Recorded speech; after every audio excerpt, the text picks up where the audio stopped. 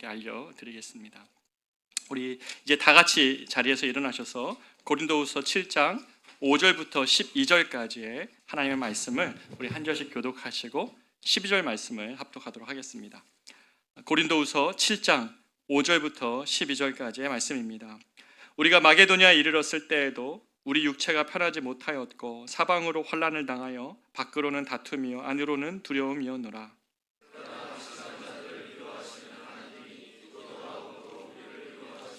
그가 온 것뿐 아니요 오직 그가 너희에게서 받은 그 위로로 위로하고 너희의 사모함과 애통함과 나를 위하여 열심히 있는 것을 우리에게 보고함으로 나를 더욱 기쁘게 하였느니라.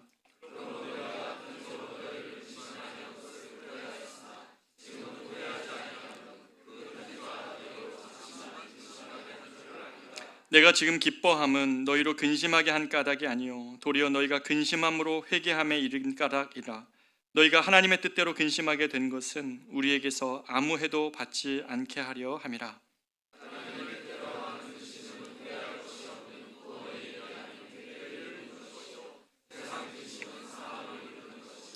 보라, 하나님의 뜻대로 하게 된 이 근심이 너희로 얼마나 간절하게 하며 얼마나 변증하게 하며 얼마나 분하게 하며 얼마나 두렵게 하며 얼마나 사모하게 하며 얼마나 열심 있게 하며 얼마나 벌하게 하였는가.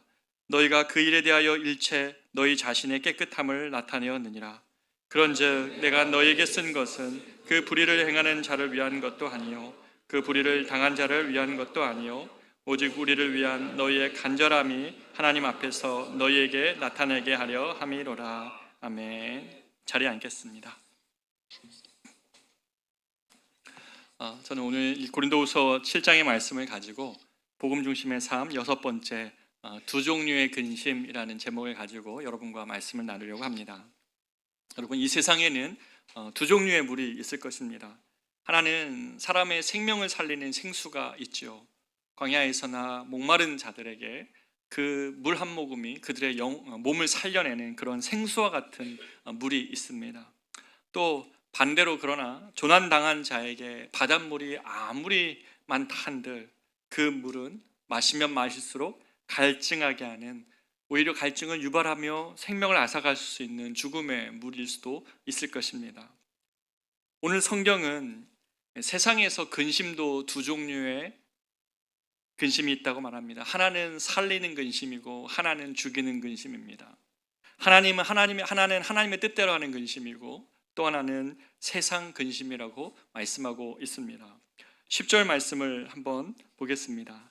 하나님의 뜻대로 하는 근심은 후회할 것이 없는 구원에 이르게 하는 회개를 이루는 것이요 세상 근심은 사망을 이루는 것이니라. 하나님의 뜻대로 하는 근심은 생명으로 인도하고 구원으로 인도하고 세상 근심은 사망으로 인도한다고 말하고 있는데, 여기서 근심은 뭡니까? 근심은 우리가 여러 가지 일로 인하여 걱정하고 또 염려하는 그러한 마음이라기보다 이 본문의 원어적 의미나 영어의 번역본을 봐도 오히려 슬픔에 가깝습니다. 하나님의 뜻대로 하는 슬픔이 있고 세상 슬픔이 있다는 것이죠. 하나님의 뜻대로 하는 슬픔은 생명으로 구원으로 인도하지만 세상 슬픔은 사망으로 인도한다는 것입니다. 슬픔, 이 주제를 우리가 생각할 때 슬픔은 우리 주위에 정말 늘 있는 것 같습니다. 많은 사람들이 슬픔 속에서 헤매입니다.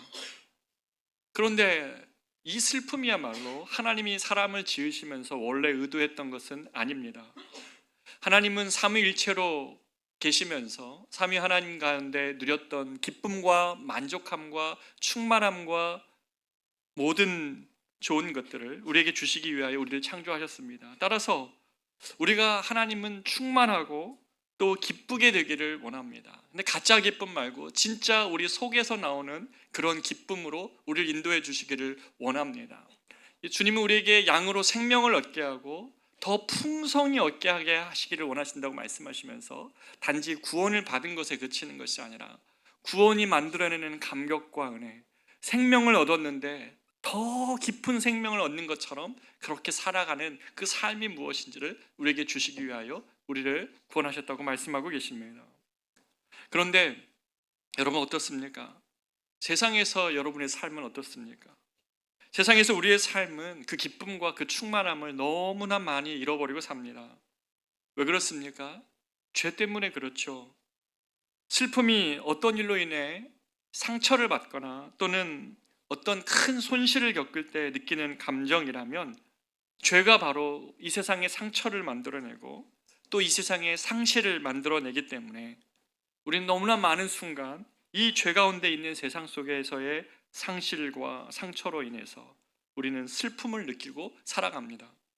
죄로 망가진 세상 속에서 우리는 참 많은 아픔을 갖고 살아가는 것 같습니다. 많은 것을 잃고 살고 상실 속에 삽니다.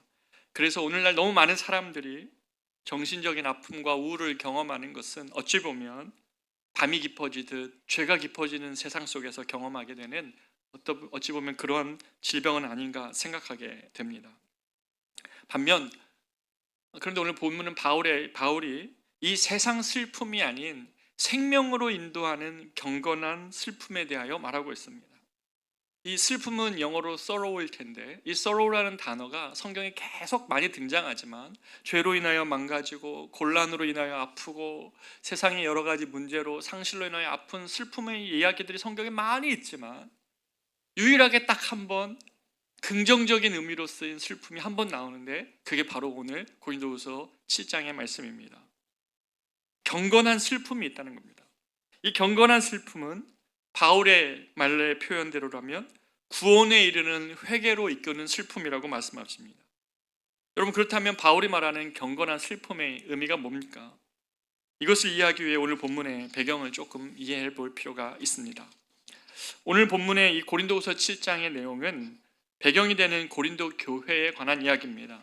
바울이 이 고린도 교회는 무려 1년 반이나 거주하면서 복음에 대하여 이 세상에 들려온 복된 소식에 대하여서 이 이방인 고린도 사람들에게 복음을 전하였습니다. 그들은 복음을 듣고 감격하였고 이 세상 그 어디에서도 듣지 못하는 하나님의 사랑과 하나님의 용서와 하나님의 회복과 하나님의 새롭게 하심에 대한 이야기를 들었을 때 고린도 성도들의 가슴이 뛰었습니다. 많은 사람들이 처음에는 바울을 의심하였으나 바울이 전한 복음을 듣고 고린도 교회에 부흥이 일어난 것이죠. 다른 지역에 세워진 교회도 중요했겠지만 바울에게 고린도 교회는 너무나 소중하고 사랑했던 교회입니다. 그래서 고린도서 7장 3절에 보면 바울은 너희가 우리 마음에 있어. 고린도 교회 당신들은 우리 마음에 있어서 우리와 함께 죽고 함께 살고자 한다고 말할 정도로 바울과 이 고린도 교회 성도들의 영적인 유대감이 굉장히 깊었습니다. 그들은 바울과 함께 하면서 바울이 어떤 자인지, 저가 거짓 사도인지, 돈을 밝히는 사도인지, 가짜 사도인지 옆에서 다 보면서 바울이 얼마나 진실되게 복음을 위하여 수고하는지 옆에서 보았습니다. 어떤 심정과 자세로 복음을 전하는지를 보았기 때문에 바울을 잘 이해하고 있었습니다. 그런데 문제가 생겼습니다.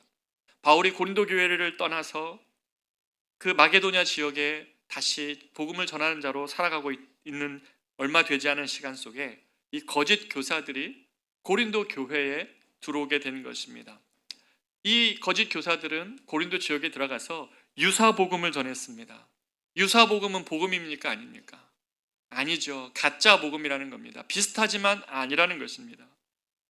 복음은 어떻게 합니까? 복음은 우리를 하나님의 거울 앞에 서게 합니다. 하나님의 거울 앞에 서서 우리의 실상을 보게 하고 우리 안에 하나님을 기쁘시게 할 만한 것이 아무것도 없다는 사실과 하나님의 거룩하심을 만족시킬 만한 우리의 의의가 없다는 사실을 깨닫게 하고 그러므로 인하여서 우리 안에 거룩한 절망을 만들어냅니다. 내 자신 안에 소망을 둘 수 없다는 사실을 알게 됩니다. 그래서 복음은 나에 대해서 절망하며 끊임없는 악함과 나아질 소망이 없어 보이는 연약함을 그대로 들고 주님께 나와서 주님의 의와 주님의 사랑과 주님의 용서와 치료를 받기로 결정하며 주님 앞에 내어드리는, 두 손을 벌리는 바로 그러한 모습을 통해 하나님은 우리를 치료하시고 새롭게 하시죠. 그래서 고린도후서 5장 17절에서 그런즉 그리스도 안에 있으면 너희는 새로운 피조물이라. 이전 것은 지나갔으니 보라 새 것이 되었도다. 복음은 우리를 새 것 되게 하는 것이죠. 고쳐 쓰는 것이 아닙니다. 복음은 우리를 저 밑에서부터 나 자신에 대해서는 절망했지만 그리스도가 우리 안에 들어오심으로 인하여서 그리스도 안에서 새로운 소망과 새로운 삶으로 우리를 인도해 가시는, 우리를 고쳐 쓰시는 것이 아니라 저 중심에서부터 새롭게 하시는 것이 복음입니다. 그런데 거짓 교사들은 유사 복음을 전했습니다. 가짜 복음입니다. 유사 복음은 그들이 복음을 들었음에도 불구하고 다시금 슬그머니 이 고린도 사람들에게 자기 안에 있는 그 어떤 것에 희망을 두게 했습니다. 하나님의 의와 용서를 붙들 때는 너무나 은혜가 있었고 자유했고, 나의 의로 사는 것이 아니라 그리스도의 의로 덧입혀 사는 것이구나 라는 것이 주는 자유가 있었죠. 나의 의로움으로 주를 따라가는 것이 아니라 주님이 의롭게 하시는 은혜의 감격으로 따라가는 자유와 기쁨과 은혜를 만들어내는 것이 복음인데, 이 다시 유사복음으로 들어와 복음 외에 네가 해야 될 일이 있어 라고 말하며 다시 한번 율법을 쓱 넣어주는 그들에게, 그들은 이 유사복음을 그만 붙들고 말았습니다. 그래서 자기의 예쁜 모습, 사랑받을 만한 좋은 모습으로 살아야만 하나님이 날 사랑할 것이라고 생각하는 그런 생각에 빠지는 이 복음에 의하면 이 예쁜 짓을 하는 것, 하나님 앞에서 사랑받기 위하여 내가 좋은 모습을 유지해야 된다고 생각하는 그런 생각을 하게 됩니다. 자격 갖추고 예쁜 짓을 하면 사랑받는 이 세상의 방식처럼 하나님도 마치 그런 분인 것처럼 살아가는 것이죠. 여러분, 그런데 그것은 바울이 전한 복음이 아니었습니다. 바울은 그들이, 고린도 교회 성도들이 너무나 쉽게 복음에서 떠나서 이 가짜 복음으로 빠져가는 것에 대하여 바울은 거룩한 분노가 있었습니다. 바울은 잘되고 성공하고 모든 결과가 좋을 때만 하나님이 너희를 사랑하는 증거라고 말하는 그런 가짜 복음이 아니라, 그들이 일이 잘되고 성공하고 문제가 잘 풀려가면 그것이야말로 하나님이 너희를 사랑하는 증거라고 말하는 그런 내용이 아니라, 네가 천하고 연약하고 추해도 나는 널 사랑한다. 내 안에 어떤 죄가 있어도 나의 이 붉은 피로 씻기지 못할 것은 없으며, 나와 함께 새롭게 되지 못할 인생은, 그만큼 망가진 인생은 결코 없다라고 말씀하시며, 결코 우리를 향한 사랑이 변하지 않을 것을 말씀하시는 그 복음, 그 복음이 바울이 전한 복음이었습니다. 그럼에도 불구하고 거짓 교사들은, 이 거짓 교사들이 전한 유사 복음에 의해서 고린도 교인들은 바울이 전한 복음을 의심했습니다. 그리고 심지어 바울이 정말 사도가 맞는가? 그 거짓 복음에 의하면 이렇게 수고하는 바울이라면, 그가 좀 결과도 좋고 이제 그가 사도라면 그가 이렇게 맞고 다니고 고생만 하는 것은 아니지 않은가? 그가 예루살렘 교회가 보낸 자격증이 있는 사도인가? 추천서가 있는가? 이런 질문을 하기 시작했다는 것입니다. 바울이 추천서도 없이 가르치는 무자격의 사도는 아닌가? 그의 복음을 의심했다는 것입니다. 바울은 이 소식을 마게도냐 지방에서 고생하며 전도하다가 그 소식을 듣고 마음이 무너졌습니다. 자신을 변호하기 위해서가 아니라 복음이 변질되어져 가는 그 현장을 보면서 바울은 가슴이 탔습니다. 하나님의 사랑이 얼마나 크고 놀라우신데 결국 인간의 몇 가지의 자랑으로 복음을 축소시키는 그들의 모습을 보며 이 복음의 영광이 축소되는 것을 보고 가슴이 무너졌습니다. 그래서 바울은 이 고린도 전서와 고린도 후서 사이에 사실 편지 하나를 더 보냈습니다. 그 내용은 우리에게 지금 전해지진 않지만 바울의 마음은 전해집니다. 바울이 그 편지에서 바울은 굉장히 의분에 차가지고 심하게 그들을 질책했던 것 같습니다. 복음에서 어떻게 그렇게 속히 떠날 수 있냐고, 어떻게 복음에 붙들려 살지 못하냐고 그들 향해 안타까운 마음에 다그쳤던 것 같습니다. 바울은 고린도 성도들을 향한 영혼의 목자였기 때문에 그렇게 할 수밖에 없었습니다. 우리 원수들, 우리를 속이려는 자들은 늘 우리에게 좋은 말만 하지 않습니까? 달콤한 말만. 그러나 바울은 그들을 정말 사랑했기 때문에 속이는 자가 아니었기 때문에 그들에게 쓴 질책을 통해서라도 이렇게 돌아오게 하기를 원했습니다. 그런데 바울은 이 편지를 쓰고 그의 마음은 막심한 후회에 빠집니다. 왜냐하면 이 편지를 받아든 고린도 교회 성도들이 혹시 복음에서 완전히 떠나가면 어떡하나, 또 이런 호된 질책 때문에 낙심하며 못 일어나면 어떡하나, 마음에 후회를 했다는 것입니다. 그것이 지금 8절 말씀입니다. 그러므로 내가 편지로 너희를 근심하게 한 것을 후회하였으나, 그가 편지를 써놓고 그들을 근심하게 했다는 겁니다. 영적인 도전을 했기 때문에 근심하게 했다는 것이죠. 바울은 이 편지를 보내놓은 그의 마음을 우리는 어떻게 이해할 수 있을까요? 우리도 아마 부모가 되면 이 마음을 이해할 수 있을 것 같습니다. 부모가 되어 자녀를 위해서 아픈 이야기, 그 자녀를 고쳐내고 또 살려내기 위하여 때로는 직면해서 쓴 얘기를 하고 호되게 야단칠 때가 있는데, 여러분 그러고 나면 여러분 발 뻗고 그냥 주무실 수 있으세요? 안 되지 않습니까? 아이가 혹이라도 말에 상처받고 낭망하면 어떨까? 그 아이의 방문을 열어놓고 삐끔 열어서 아이의 마음의 상태를 바라보는 것이 부모의 마음일 것입니다. 혹시라도 이 말에 상처받아서 아이가 내가 고치려고 했던 의도보다 더 깊은 상처에 빠지면 어떡할까? 이런 생각이 든다는 것이죠. 바울이 바로 그런 마음이었습니다. 편지를 보내놓고선 후회했다는 것입니다. 그리고 바울은 이 디도편에 보낸 편지에 어떻게 디도가 어떤 소식을 갖고 올지를 계속 기다렸습니다. 그리고 마침내 디도가 돌아왔습니다. 근데 디도가 돌아왔을 때 바울이 이렇게 얘기합니다. 내가 더 이상 후회하지 않아도 되겠구나. 바울의 편지를 받고 고린도 교회 성도들의 반응은 뭐였냐면, 너무 많은 상당수의 고린도 교회인들이 자신들이 그렇게 쉽게 떠났던 복음에 대하여 그렇게 애통해하면서 그 복음에서 떠난 자신의 모습을 애통하고 회개하면서 복음으로 돌아왔던 내용을 디도편에서 전해 듣게 된 것입니다. 바울은 이래서 이제 후회하지 않았습니다. 바울의 편지는 그들을 잠시 근심하게 하고 슬퍼하게 하였지만 결국 구원으로 이끄는 회개함으로 이끌었기 때문에 그렇습니다. 바울을 향하여 어떻게 당신이 우리에게 이런 말을 할 수 있어? 라고 말한 것이 아니라 그들이 바울의 본심을 읽어주었기 때문에 바울은 이것으로 인하여 기뻐하였습니다. 여러분, 하나님의 뜻대로 하는 슬픔의 특징이 있습니다. 그것은 우리의 심령 안에 회개를 불러일으키게 합니다. 하나님의 뜻대로 하는 경건한 슬픔은 후회가 아니죠. 하나님의 뜻대로 하는 경건한 슬픔은 우리 자신의 실상을 바라보게 하시면서 내가 실제로는 하나님을 향하여 하나님을 기쁘시게 할 만한 것이 없다는 사실과, 때로는 하나님께 반항하는 자라는 사실과, 때로는 하나님께 죄를 짓는 자라는 사실을 인식하게 되었을 때, 자신이 죄인이라는 사실을 인식하면서 하나님 앞에 엎드렸을 때 나오는 마음의 상태가 이 바로 하나님의 뜻대로 하는 경건의 슬픔입니다.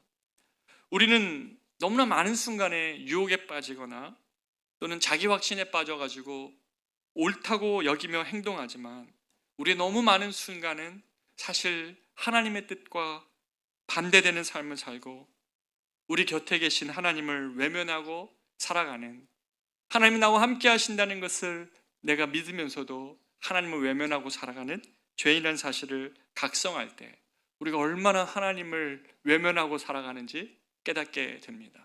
내 마음 그리스도의 집이라는 책이 있죠. 그리스도께서, 우리가 그리스도를 믿지만 그리스도가 그래서 우리 집안에 들어오셔서 나를 바꾸어 내시기를 원하시지만 그분을 맨날 응접실에 앉혀놓고 나는 출퇴근하면서 주님 잠시만 기다려주세요, 내가 오늘 좀 바빠요, 돌아오고 나서는 주님 내가 할 일이 너무 많아요, 잠시 거기서 기다리세요 하면서 나의 은밀한 방들을 계속 만들어가는 것이죠.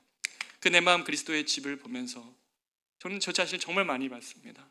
많은 일들을 한다 하지만 언제나 응접실에 앉아서 나를 기다리시는 주님, 그분을 외면하며 살아가는 우리들의 모습, 우리는 하나님을 사랑할 능력이 없구나, 하나님을 사랑하지 않는구나 라는 것을 참 많이 느끼게 한 책이 그 책이었습니다. 얼마 전 우리 교회 집사님이 이런 간증을 해주셨어요. 한평생 어머님을 모시고 살아왔고 참 효녀셨습니다.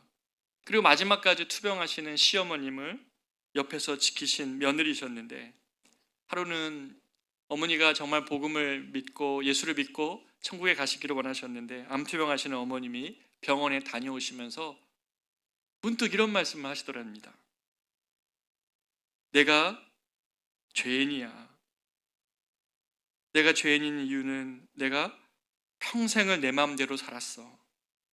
그리고 평생 하나님을 외면하고 살았어. 여러분, 이 고백이 얼마나 놀라웠는지요. 내 인생이 내 것인 줄 알고 살았다고. 그리고 내 마음대로 산 인생 속에 하나님께서는 늘 옆에 계셨지만 그 하나님을 늘 외면하고 살아왔어.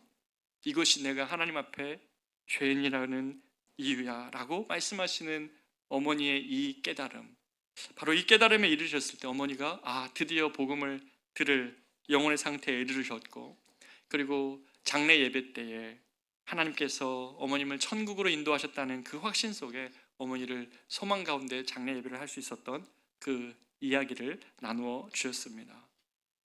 사랑하는 여러분, 우리는 이 경건한 슬픔이 필요합니다. 이 경건한 슬픔이 우리 안에 있을 때 우리가 하나님께 범죄하였다는 사실을 깨닫습니다. 우리는 이렇게 경건한 슬픔이 이르면 나타나는 현상이 뭐냐면 죄가 미워집니다. 우리 삶을 망가뜨리는 죄, 끊임없이 우리 안에서 솟아나는 이 죄의 욕망들이 미워지는 것이죠. 이것이 우리를 얼마나 망가뜨리는지, 아니 우리 자신뿐만 아니라 세상을 보십시오. 죄가 사람들 위해 관영하면서 얼마나 이 세상을 망가뜨려 가는지를 우리는 눈으로 보고 있지 않습니까? 죄가 얼마나 사람들 위해서 왕노릇하고 있는지를 보게 되는 것이죠.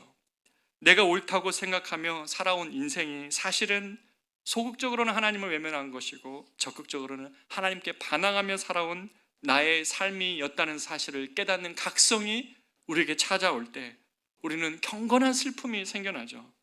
어떤 잘못된 행위 하나가 문제가 아니라 내 삶에 하나님을 사랑하지 않는다는 사실과 그런 행동을 할 수도 없는 자신의 영혼의 부패를 깨닫게 되는 것입니다. 다윗이 그랬습니다. 다윗은 평생 어렸을 때부터 여호와는 나의 목자시니 내가 부족함이 없음이로다. 나의 목자 되신 주님을 평생 따라 산다 하였지만 바울이 언제 자기가 죄인이라고 고백합니까? 다윗의 인생 속에 자신의 죄를 제대로 고백한 적이 없는데 다윗이 진짜 영적인 각정을 했을 때가 언제냐면 다윗이 자신의 전우였던 그 우리아의 아내를 빼앗기 위해 그 우리아를 전쟁에 내몰아 죽게 할 수도 있는 무서운 죄의 욕망이 내 안에 함께하고 있다는 사실을 다윗이 비로소 깨달았을 때 자기는 괜찮은 사람인 줄 알았고 하나님을 사랑하는 사람인 줄 알았고 하나님과 함께 골리앗을 향하여 그렇게 달려갈 수 있는 용기도 있는 사람인 줄 알았는데 자신 안에 무서운 죄성이 있다는 사실을 깨달았을 때 다윗이 뭐라고 얘기합니까? 시편 51편 4절에서 주님, 내가 하나님께 범죄하였습니다. 주의 목전에 악을 행하였습니다 라고 회개하면서 하나님께 범죄하는 자신, 이 부패한 자신의 욕망이 있다는 사실을 하나님 앞에 들고 나오며 용서하며 용서를 구하며 회개하는 그런 눈물로 온 밤을 새우는 장면이 나오죠. 이것이 경건한 슬픔입니다. 이러한 슬픔이 있을 때에 그는 회개함으로 구원으로 갈 수 있습니다. 사람의 안에 영혼 안에 이런 경건한 슬픔으로 인하여 회개가 터져 나오면 그 영혼은 구원으로 갈 수 있는 심령과 문이 열립니다. 경건한 슬픔은 우리를 향하여 복스러운 눈을 갖게 하는데 첫 번째는 이처럼 죄인된 나 자신을 바로 보게 하는 것이죠. 말씀을 보면서 성경은 뭡니까? 이 세상의 모든 책은 우리가 읽지만 성경은 우리를 읽는다라고 말을 하죠. 성경은 우리를 읽어냅니다. 우리가 읽는 것 같지만 성경 속에서 우리 자신의 죄와 연약함과 부족함과 우리 영혼의 상태를 성경이 읽어내죠. 그렇기 때문에 우리 자신의 이 죄인된 자신을 바로 보게 하는 말씀 앞에 서서 동시에 거룩하신 주님을 바라보게 할 때에 우리는 우리의 생각보다 우리 자신이 훨씬 죄인이라는 사실과 또 내가 생각했던 것보다 그러나 훨씬 더 큰 사랑으로 우리와 함께 하시는 주님을 내가 의지하면, 이 사랑이면 족한 것 아닌가? 그리스도의 완전한 사랑 앞에 우리가 사로잡히면 이 사랑이면 족한 것 아닌가? 그 사랑으로 인하여서 영혼이 가득 채워져서 그 어떤 것과 바꿀 수 없어서 주님의 말씀을 사랑하고 주를 기뻐하고, 주님이 내 인생을 모른 채 하시는 것이 아니라 주님이 여전히 나와 함께 하신다는 사실 때문에 오늘 우리가 같이 성찬에 참여한 것처럼 그리스도의 십자가의 사랑이 모든 것이기에 그로 인하여 감사할 수 있는 영혼의 눈을 우리에게 열어주시죠. 경건한 슬픔은 우리가 죄인이라는 사실을 부정하는 것이 아니라 인정하게 하며, 그렇게 내 자신의 소망을 두지 않고 오직 그리스도 안에만 소망을 두며 그 소망 안에 기뻐하는 거죠. 내 안에 소망을 두면 늘 불안합니다. 내 상태, 내 능력, 내 모습 안에 늘 부족하지만 나의 소망이 그리스도 안에 있기 때문에 안전하고 그리고 풍성하며 견고하다는 사실을 깨달으며 살아가는 것이죠. 이에 반해 세상 슬픔은 어떻습니까? 세상 슬픔은 회개가 아닙니다. 세상 슬픔은 후회를 낳습니다. 우리가 어떤 것에 실패하거나 잘못했을 때 어떻게 생각합니까? 우리는 이렇게 생각하죠. 그렇게 살지 않았어야 되는데, 그렇게 하지 말았어야 하는데 하면서 어떻게 됩니까? 다시금 결단의 자리로 나아갑니다. 끊임없이 결단하죠. 결단 속에 내가 조금 더 그때 그렇게 했으니까 이번엔 이렇게 해보자 라고 또다시 결단하며 나아갑니다. 하지만 이런 끊임없는 결단 속에 우리 삶을 전진시켜 보려고 하지만 얼마 못 가 다시금 제자리로 돌아와 있는 자신을 봅니다. 왜냐하면 우리의 결단과 결심으로는 우리가 이것을 지킬 만한 온전한 능력도 없고, 또 이것은 우리의 내면을 변화시키지 못하기 때문입니다. 도박 중독자가 결심한다고 해서 도박에서 빠져나올 수가 없듯이, 겸손하고자 아무리 할다 할지라도 우리 안에 있는 이 뿌리 깊은 교만을 감출 수 없듯이, 우리의 영혼은 하나님께서 바꾸시고 하나님께서 변화시켜 주셔야만 비로소 우리의 삶이 근본적인 변화를 이룰 수 있기 때문에 그렇습니다. 그런데 이 세상을 한번 보십시오. 이 세상은 이 세상엔 많은 슬픔으로 가득함에도 불구하고 이 세상은 우리 자신을 정직하게 볼 수 있는 시간을 주지 않습니다. 누군가 이야기한 것처럼 인생은 멀리서 보면 희극 같지만 가까이서 보면 비극이라고. 멀리서 보면 다 잘 살고 있는 것 같지만, 다 행복해 보이지만 가까이서 보면 사람들 안에 수많은 아픔과 눈물이 바로 자신 안에 있고 지근 거리에 있는 이웃 안에 있다는 사실을 우리는 보게 됩니다. 그렇기 때문에 이 세상의 슬픔은, 이 슬픔을 잊고자 세상에는 수많은 즐거움과 그리고 그 슬픔을 잊고자 하는 장치들로 가득합니다. 여러분, 제가 어렸을 적에, 저보다 연배가 많으신 우리 어르신들도 계시는데요, 신문을 보셨을 때 물론 정치면이나 사회면도 보시겠지만 또 뒤에 딱 펴보면 방송 3사의 TV 프로그램이 적혀져 있었습니다. 기억하십니까? 그러면 그것을 이렇게 보고 메모하면서 거기에 웃으면 보기 와요 언제 하나, 그리고 토요일 영화 이번 주 제목이 뭔가, 이런 거 살펴보면서 한 주 동안 그 시간 기다렸던 것 같아요. 그런데 여러분, 오늘날은 어떻습니까? 24시간 동안 나와요. 24시간 동안 무료로 쏟아지는 유튜브의 내용들, 정말 밥 안 먹고도 하루 종일 유튜브에서 쏟아져내는, 또는 여러 가지 매체에서 쏟아져내는 내용으로 자신의 마음을 채웁니다. 하루 종일 일주일 내내라도 빠져올 수 있는 그런 내용들이 가득합니다. 펀 하면서 계속 세상의 슬픔과 비극, 자신 안에 있는 영혼의 이 공허함과 아픔을 제대로 직면하려기보다는 자신의 내면을 제대로 돌아볼 시간 없이 그런 것들로 얼마든지 채울 수 있는 것이 오늘날 세상입니다. 아니, 하나님 앞에서 자신의 내면의 상태를 정직하게 바라보고 내가 이렇게 지금 영혼이 메말라 있다는 사실을 인정하는 것이 있어야, 그렇게 내가 이렇게 살아도 되는 것인가 인정할 수 있는 모습을 자신이 살펴볼 수 있어야 주님께 나아올 수 있는데, 이 세상의 근심은, 그것을 빨리 잊고자 너무 많은 다른 것들로 그 대체물로 삼아 자신의 슬픔을 가리려고 하죠. 세상의 슬픔은 제거되지 않습니다. 왜냐하면 세상 슬픔은 욕망하지만 만족되지 않는 결핍 속에서 흘러나오는 것이기 때문에 그렇습니다. 그래서 사람들은 이러한 슬픔을 마약에 의지하여 잊어보려고 하고, 술에 빠져 잊어보려고 하고, 그리고 여러 가지 재미에 빠져서 자신의 슬픔을 이겨보려고 합니다. 하지만 결국은 어떻습니까? 내면의 만족함은 결코 있을 수 없기 때문에 세상 슬픔이, 그 잠시의 기쁨이 물러간 다음에는 더 크게 찾아와 가지고 세상 슬픔이 깊어져 결국 영혼의 사망에 이르게 된다고, 그렇게 성경은 말씀합니다. 계속 그 안에 있어서 살고 있는 줄 알았는데 실제로는 그 영혼이 죽어가고 있는 겁니다. 얼마나 많은 사람들이 그렇게 살고 있습니까? 얼마나 많은 사람들이 자신의 아픔을 직면하지 못한 채, 자신의 문제를 직면하지 못한 채 일시적인 기쁨과 그런 것으로 도피하여서 자신의 영혼의 상태를 방치합니까? 오늘 10절을 한번 다시 읽어보겠습니다. 하나님의 뜻대로 하는 근심은 후회할 것이 없는 구원에 이르게 하는 회개를 이루는 것이요, 세상 근심은 사망을 이루는 것이니라. 세상 슬픔은 이렇게 사망을 이루는 것입니다. 사랑하는 여러분, 우리 모두에게는 이 세상 슬픔에 빠져 사는 것이 아니라 경건한 슬픔이 우리에게 필요합니다. 이 경건한 슬픔은 우리 삶을 변화시키는 능력이 있습니다. 우리 이 11절 한번 보십시오. 11절 이하의 내용을 보면 이렇게 말합니다. 이 경건한 슬픔이 이 고린도 사람들을 어떻게 변화되게 만들었는지 한번 보십시오.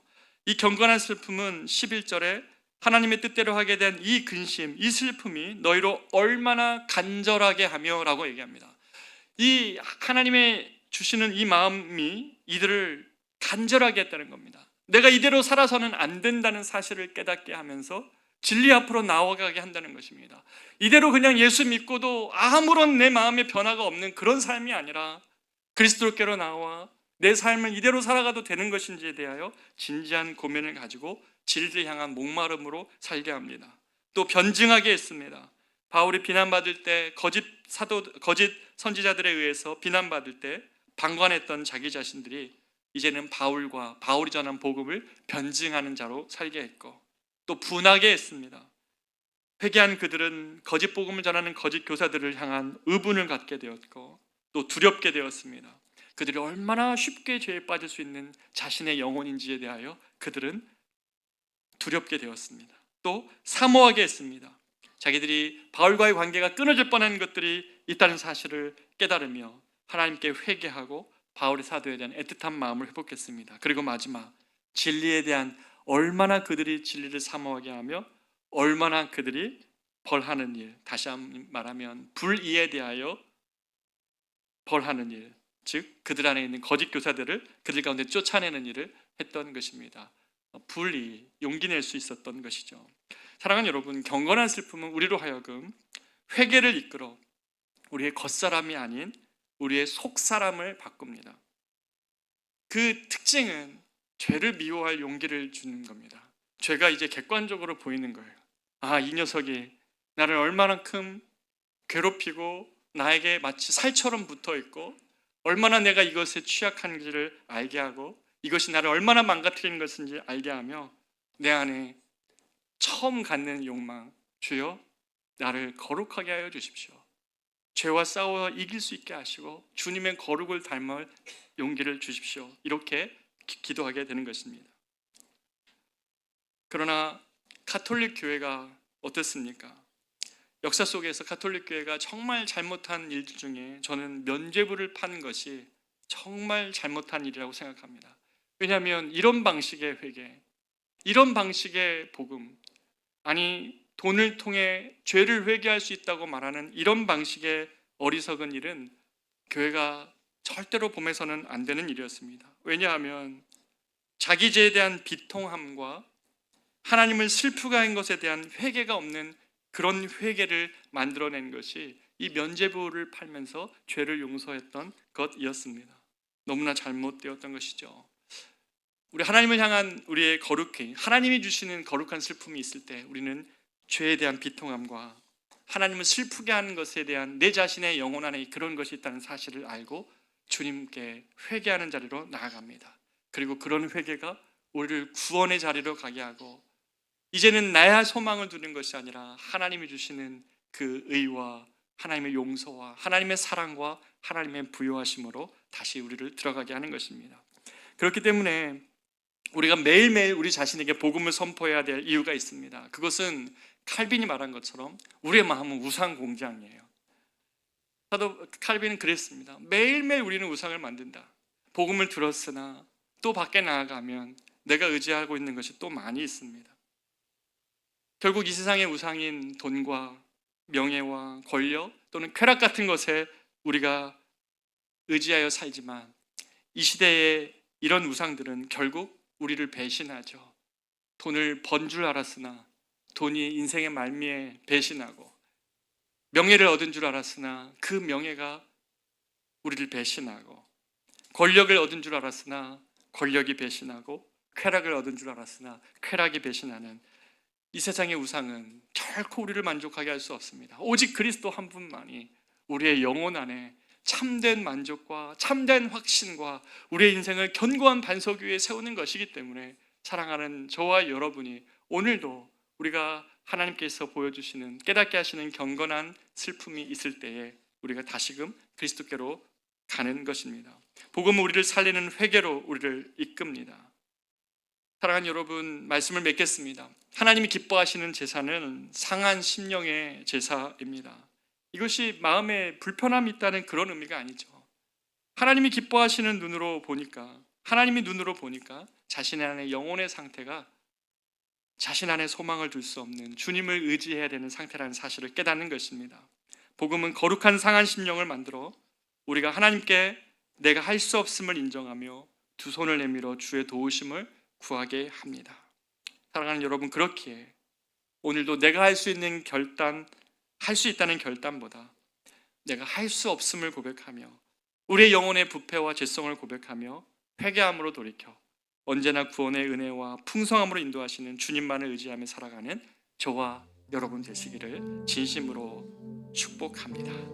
이 시간 우리 짧게 한번 기도하기를 원합니다. 하나님, 내 안에 우리 자신을 정직하게 바라볼 수 있는 용기를 허락하여 주시고 우리의 슬픔을 여러 가지 세상의 것들로 가리우며 살아가는 것이 아니라 그리스도의 복음 앞에 나와 우리의 연약함과 나의 할 수 없음을 정직하게 고백하며 그러나 그리스도께 나오는 자들에게 주시는 하나님이 입혀주시는 의와 하나님이 주시는 용서와 하나님이 주시는 사랑 속에서 이 세상에 여러 가지 문제들과 여러 가지의 아픔들이 우리 안에 있지만 그리스도의 이 풍성한 사랑과 은혜에 내가 잇된 인생 되게 하여 주십시오.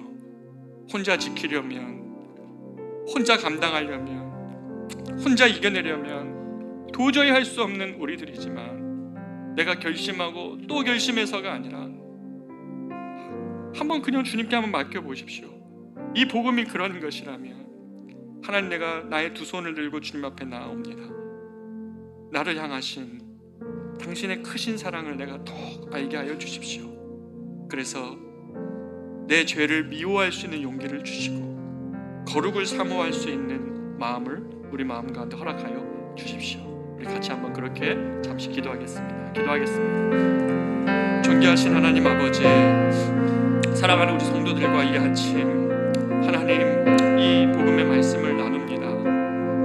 하나님, 세상 슬픔 우리 가운데 가득한 인생이나 그것은 우리를 심령을 마르게 하고 결국은 사망으로 이끄는 것이다. 오늘 우리를 구원하시되 회개케 하시고 경건한 슬픔으로 인도하시는 하나님 아버지, 우리가 이것 알기를 원합니다. 이 경건한 슬픔이 우리를 참된 자유로 이끌어갈 것이고 이 경건한 슬픔이 우리를 진실된 기쁨으로 인도할 것임을 믿습니다. 우리 자신의 모습을 볼 수 있는 용기를 허락하여 주시고 우리들 안에 하나님, 우리가 하나님께 때로 범죄하고 하나님께 하나님 반역하고 때로는 하나님께 우리의 하나님 모습으로 하나님을 하나님 대적하는 사실을 깨닫고 하나님 아버지, 우리의 모습 안에 있는 하나님 우리를 망가뜨리려고 하는 여러 가지 죄의 모습 속에 우리가 머물지 않고 하나님 이 세상 안에서 예수를 믿는 자들을 우리들 안에 이 거룩을 따라 살아갈 수 있는 용기와 믿음을 더하여 주시옵소서. 오늘 이렇게 고백하고 살아가는 모든 성도들의 심령 위에 이 시간 주의 은혜를 부어주시고 하나님 당신의 은혜로 저들의 삶을 덮으셔서 하나님 용기 있게 하시고 일어나게 하시고 새롭게 하시는 은혜를 맛보게 하여 주시옵소서. 세상이 말할 수 없고 세상이 줄 수 없는 그 사랑으로 저들의 삶을 덮으시고 저들의 영혼을 하나님 치유하시고 하나님 저들의 하나님 심령 가운데 이 부유하신 주님을 깨달아 알아 하나님 그 영혼으로부터 변화되어지는 은혜,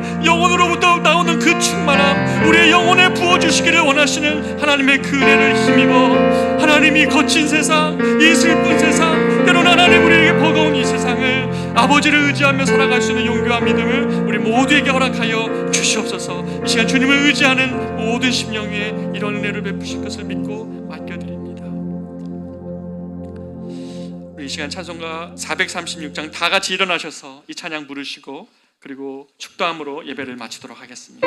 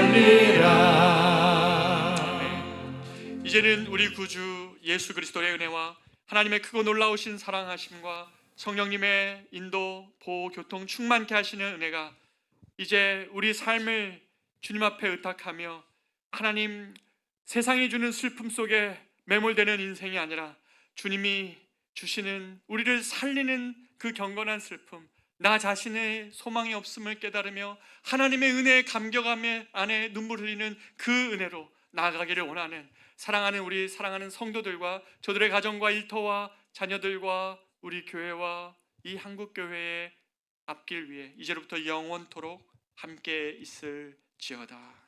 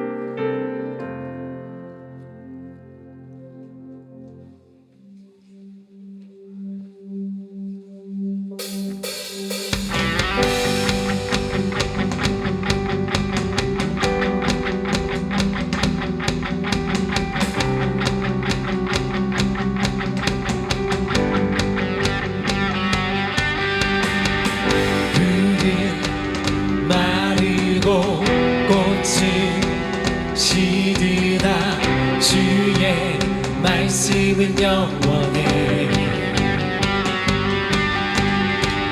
푸른 마르고 꽃은 시드나 주의 말씀은 영원해. 주의 말씀을 믿는 자 그의 구원을 얻으리. 주의 말씀을 행하는 자 그의 능력을 보게 되리라. 주의 말씀은 영원해. 주의 말씀은 영원해. 주의 말씀은 영원해. 영원해. 영원해.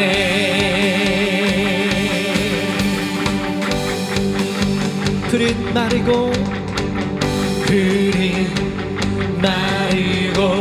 꽃이 시드나 주의 말씀은 영원해.